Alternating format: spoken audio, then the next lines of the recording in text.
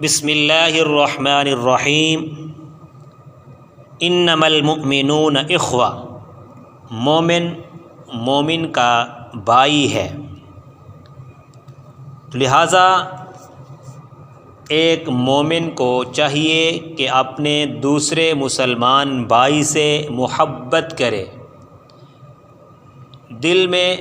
پیار اور محبت رکھے۔ اگر دوسرے مسلمان بھائی کو کوئی نعمت ملے تو اس پر خوشی کا اظہار کرے اور اس کے لیے دعا کرے کہ یا اللہ اس کو تو نے جو نعمت عطا کی ہے اس کو اس کی قدر کی توفیق عطا فرما، اس کو مزید یہ نعمت عطا فرما، اور یا اللہ مجھے بھی یہ نعمت عطا فرما۔ اگر کسی مسلمان بھائی کے کسی فضل و قدر اور اس کی کوئی نعمت دیکھ کر انسان دل میں جلتا ہے، حسد کرتا ہے، یا دل میں بغض اور کینہ رکھتا ہے کہ اس کو یہ نعمت کیوں ملی ہے، اس کو یہ مقام کیوں ملا ہے، یہ اس مقام سے نیچے گر جائے، اس کو یہ نعمت نہ رہے اس کے پاس،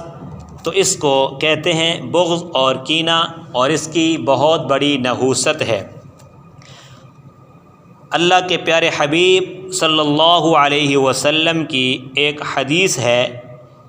جس کو روایت کرنے والے صحابی رسول حضرت ابو ہریرہ رضی اللہ تعالی عنہ ہیں۔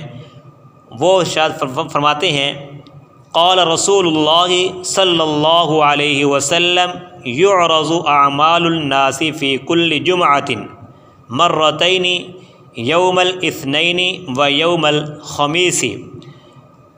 فیغفر لکل عبد مؤمن الا عبدا بینہ و بین اخیہ شحناء فیقال اترکوا ہذین حتی یفیء۔ حضرت ابو ہریرہ رضی اللہ تعالی عنہ سے روایت ہے کہ ہر ہفتہ میں 2 دن، 2 شنبہ اور 5 شنبہ کو لوگوں کے اعمال پیش ہوتے ہیں، تو ہر بندہ مومن کی معافی کا فیصلہ کر دیا جاتا ہے سوائے ان 2 آدمیوں کے جو ایک دوسرے سے کینہ رکھتے ہوں،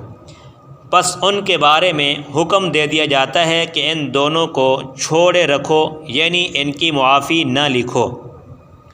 جب تک کہ یہ آپس کے اس کینہ اور باہم دشمنی سے باز نہ آئیں اور دلوں کو صاف نہ کر لیں۔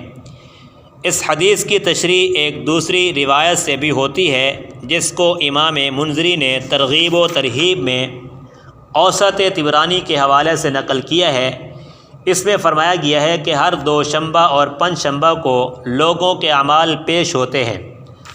تو جس نے توبہ کی ہوتی ہے اس کی توبہ قبول کی جاتی ہے، لیکن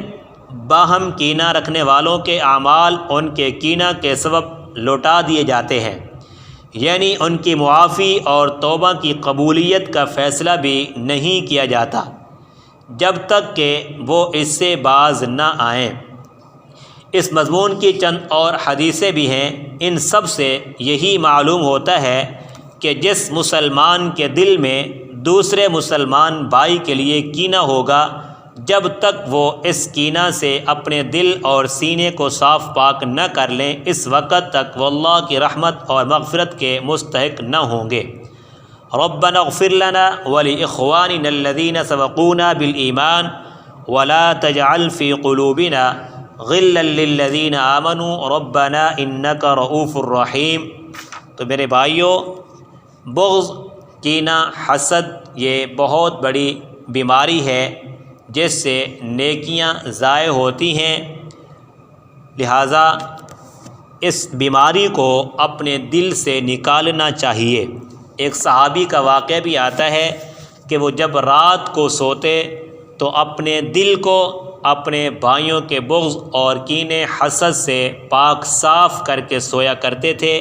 اللہ کے پیارے حبیب صلی اللہ علیہ وسلم نے صحابہ کرام کے مجمع میں اسے بار بار جنتی کہا۔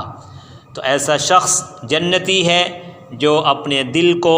بغض، کینہ، حسد سے مسلمان بھائیوں کے لیے پاک رکھتا ہے۔